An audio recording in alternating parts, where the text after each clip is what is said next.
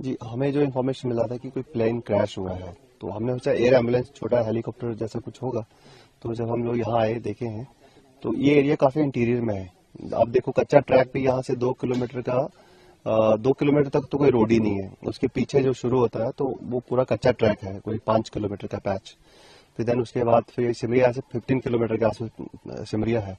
तो जब रात को यहाँ पहुंचे हम लोग, तो तब यहाँ पे देखा तो यहाँ तो सब तो बचा तो कोई नहीं था, लाइव तो कोई था नहीं उसमें, लेकिन थे सब जो डेड थे, तो उनको निकाला गया, रिट्रीव किया गया बॉडीज को इसमें से। तो क्योंकि मेटालिक बॉडी होती है तो उसमें फंसे हुए थे, पूरी बॉडी जो है उसमें इंटेंगल हो गया था अंदर की तरफ ही पूरा। तो वो उनको फिर काफी कठिनाई हुई उनको निकालने में।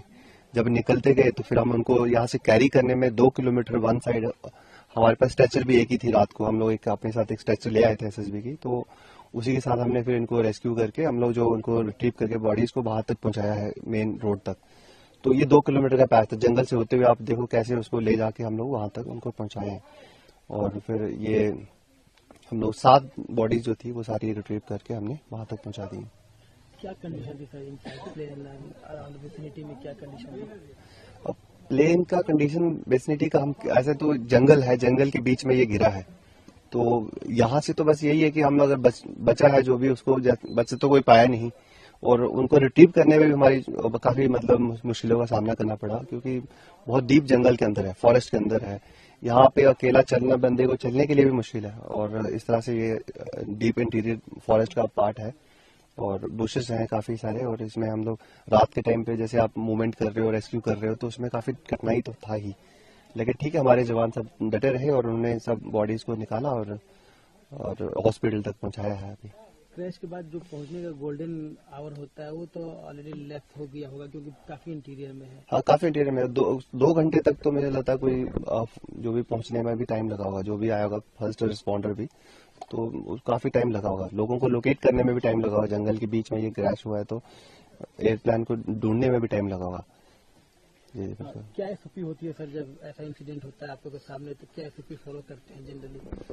देखिए, एसओपी जो हम लोग तो सिर्फ रेस्क्यू और उसके लिए आए हुए थे, रेस्क्यू के लिए जो हमारी रेस्क्यू एसओपी होती है उसी को हम फॉलो कर रहे थे। जब रेस्क्यू देखा गया कि रेस्क्यू वाला कोई इसमें लाइव तो कोई बचा नहीं है, तो देन उसके बाद बाकी का काम होता है कि डेड बॉडीज को निकाल के उनको कंसर्न हॉस्पिटल तक पहुंचाया जाए। तो वो हमने उसको फॉलो किया, वही हमने किया है। जी, हमें जो इन्फॉर्मेशन मिला था कि कोई प्लेन क्रैश हुआ है, तो हमने सोचा एयर एम्बुलेंस छोटा हेलीकॉप्टर जैसा कुछ होगा।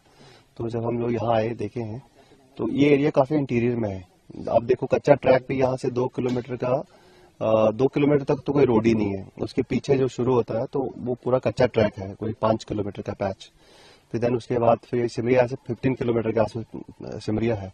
तो जब रात को यहाँ पहुंचे हम लोग, तो तब यहाँ पे देखा तो यहाँ तो सब तो बचा तो कोई नहीं था, लाइव तो कोई था नहीं उसमें, लेकिन थे सब जो डेड थे, तो उनको निकाला गया, रिट्रीव किया गया बॉडीज को इसमें से। तो क्योंकि मेटालिक बॉडी होती है तो उसमें फंसे हुए थे, पूरी बॉडी जो है उसमें इंटेंगल हो गया था अंदर की तरफ ही पूरा। तो वो उनको फिर काफी कठिनाई हुई उनको निकालने में। जब निकलते गए तो फिर हम उनको यहाँ से कैरी करने में 2 किलोमीटर वन साइड, हमारे पास स्ट्रेचर भी एक ही थी। रात को हम लोग एक अपने साथ एक स्ट्रेचर ले आए थे एसएसबी की, तो उसी के साथ हमने फिर इनको रेस्क्यू करके हम लोग जो उनको रिट्रीव करके बॉडीज को बाहर तक पहुंचाया है, मेन रोड तक। तो ये 2 किलोमीटर का पैच था, जंगल से होते हुए आप देखो कैसे उसको ले जाके हम लोग वहां तक उनको पहुंचाए हैं। और फिर ये हम लोग 7 बॉडीज जो थी वो सारी रिट्रीव करके हमने वहां तक पहुंचा दी। क्या कंडीशन थी sir inside plane around vicinity में, क्या कंडीशन थी? अब प्लेन का कंडीशन विसिनिटी का, हम ऐसे तो जंगल है, जंगल के बीच में ये गिरा है। तो यहाँ से तो बस यही है कि हम अगर बचा है जो भी, उसको बच्चे तो कोई पाया नहीं, और उनको रिट्रीव करने में भी हमारी काफी मतलब मुश्किलों का सामना करना पड़ा, क्योंकि बहुत डीप जंगल के अंदर है, फॉरेस्ट के अंदर है। यहाँ पे अकेला चलना बंदे को चलने के लिए भी मुश्किल है, और इस तरह से ये डीप इंटीरियर फॉरेस्ट का पार्ट है, और बुशेस हैं काफी सारे। और इसमें हम लोग रात के टाइम पे जैसे आप मूवमेंट कर रहे हो, रेस्क्यू कर रहे हो, तो उसमें काफी कठिनाई तो था ही, लेकिन ठीक है, हमारे जवान सब डटे रहे और उन्होंने सब बॉडीज को निकाला और हॉस्पिटल तक पहुंचाया है अभी। क्रैश के बाद जो पहुंचने का गोल्डन आवर होता है वो तो ऑलरेडी लेफ्ट हो गया होगा, क्योंकि काफी इंटीरियर में है। हाँ, काफी इंटीरियर में 2 घंटे तक तो मुझे लगता है कोई जो भी पहुंचने में भी टाइम लगा होगा, जो भी आया होगा फर्स्ट रिस्पॉन्डर भी, तो काफी टाइम लगा होगा। लोगों को लोकेट करने में भी टाइम लगा होगा, जंगल के बीच में ये क्रैश हुआ है, तो एयरप्लेन को ढूंढने में भी टाइम लगा होगा।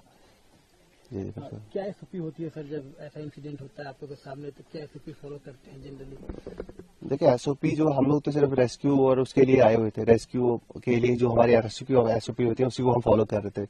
जब रेस्क्यू देखा गया कि रेस्क्यू वाला कोई इसमें लाइव तो कोई बचा नहीं है, तो देन उसके बाद बाकी का काम होता है कि डेड बॉडीज को निकाल के उनको कंसर्न हॉस्पिटल तक पहुंचाया जाए। तो वो हमने उसको फॉलो किया, वही हमने किया है।